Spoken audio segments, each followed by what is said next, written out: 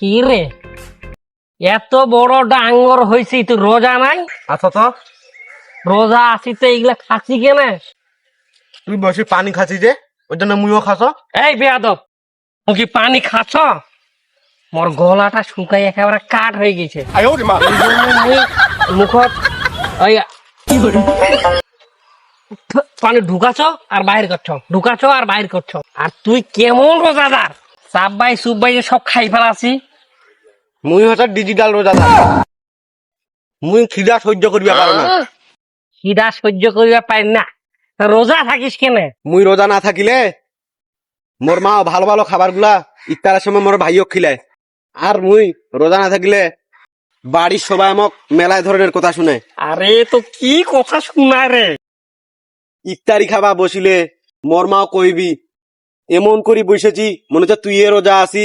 ভালো কিছু খাবা চাইলে মোর মাও কইবি এমন করেছি মনে হচ্ছে তুই রোজা আছি।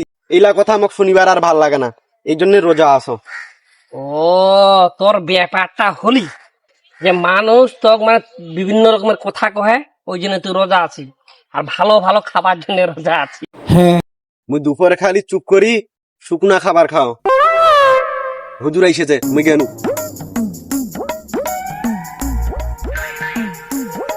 ভাই আসসালামু আলাইকুম রহমতুল্লাহ। ওয়ালাইকুম সালাম। ভাই আপনি কি রোজা নাই? মুখ দেখে কি মনে হচ্ছে যে এক ডিশ ভাত আনি বসিয়ে খানু? আমরা তো সে কথা বলিনি ভাই, আপনি মুখে পানি ঢুকাচ্ছেন আর বের করতেছেন, সেই জন্যই বলতেছি। মোর গলাটা শুকাই একেবারে কাঠ হয়ে গেছে, এই জন্য মুই মুখত পানি ঢুকাছ আর বাইর করছ, ঢুকাছ আর বাইর করছ। মুই কি একবার খাই ফেলাছ? কিন্তু ভাই এমন কাজ তো করা যাবে না। মুই কি এরকম করে পানি খাই ফেলানো নাকি? এই যে আপনি পানিটা খেয়ে ফেললেন, আপনার রোজা ভেঙে গেল তো? ভাঙিনি, আর এটা তো তর্ক করতে করতে হয়ে গেছে। না ভাই আপনার তো রোজা ভেঙে গেছে। ভাঙেনি। আপনি তো রোজা থাকেন কিন্তু নামাজ পড়েন না কেন? ইমাম সাহেব, এই তোমরা কিন্তু মুখ কিন্তু অপমান করছেন। কে কহিলি যে মুই নামাজ পড়ো না? কিন্তু ভাই আমি তো আপনাকে মসজিদে দেখি না। ইমাম সাহেব, মুই ওই মসজিদে যাও না মুই নামাজে পড়ো না, কিন্তু মুই 5 ওয়াক্ত নামাজ পড়ো। ফজরে সেহরি খাই যা, নামাজ পড়ি, টুক করে নামাজ পড়ি আমি ঘুমা। আর 11টার সময় উঠো যাতে রোজাটার কষ্ট না হয়। দুপুরে খিদাতে অবস্থা খারাপ, তখন নামাজ পড়ি, তখন ওই টিভি দেখা শুরু করো, সিআইডি দেখতে দেখতে আসর হয়ে যায়।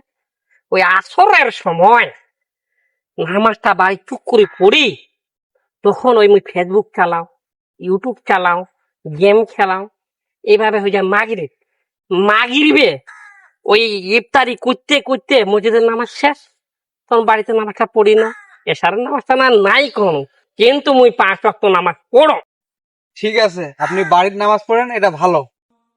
তবে শুক্রবারের নামাজটা আপনি জামাতের সহকারে মসজিদে পড়বেন। আচ্ছা আমরা যাই। আসসালামু আলাইকুম। ওয়ালাইকুম সালাম। বেশি বেশি মুয়াজ্জিম সাহেব, সমাজে কিছু কিছু এমন মানুষ আছে যারা এই কাজটাই করে। হ্যাঁ আপনি ঠিকই বলেছেন। শুক্রবারে খুতবার সময় এই কথাগুলোই আমি তুলে ধরবো। হ্যাঁ এটা বলতেই হবে। এই ধরনের মানুষরা এই খুতবা শোনার পর যদি হেদায়েত হয়,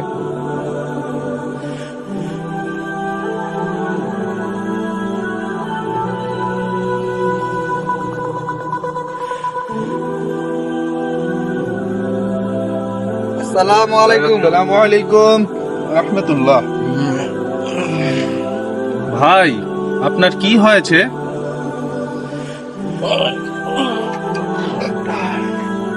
ভাই আপনি কি অসুস্থ নাকি? হ্যাঁ হ্যাঁ আমি অসুস্থ। দাও ও কি কি ফলমূল আনছেন, দাও ফলমূল দাও, দাও মই খাই না সুস্থ হও, দাও ফলমূল দাও। আপনি রাগ করতেছেন কেন? জোহরের সময় নামাজে গেলাম তখনও দেখি আপনি শুয়েই আছেন, আসরের সময় যাচ্ছি তাও দেখতেছি আপনি শুয়েই আছেন। আরে ভাই মুই রোজা আসু, খিদার চোটে মুই নড়িয়া পারছো নাই, সেই কারণে মুই শুতি আসু। তোমার ঘরের জন্য তুমি শান্তি মতো রোজাটাও করে আরবে না। ভাই আপনি রোজা আছেন, তাহলে নামাজ পড়তে যাচ্ছেন না কেন? আরে ভাই, খিদার জ্বালায় আমি নড়িবে পারছো না, নামাজ পড়িম কেমন করে? আমরাও তো রোজা আছি, আমরা নামাজ পড়তেছি কিভাবে? তোমার ঘরে হিসাব আলাদা, মোর সাথে মিলিবে না।